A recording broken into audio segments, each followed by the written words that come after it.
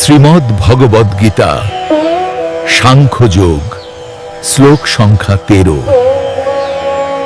श्री भगवान उवाच देहिनोऽस्मिन् यथा देहे कौमारं यौवनं जरा तथा देहांतर प्राप्तिर्धीरस्तत्र न मुह्यति।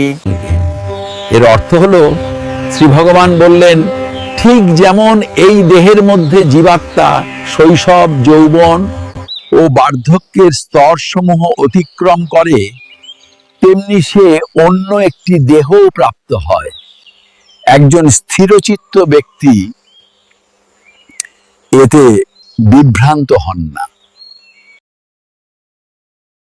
এখন ভক্তি ভরে বলুন, জয় ভগবান শ্রীকৃষ্ণের জয়।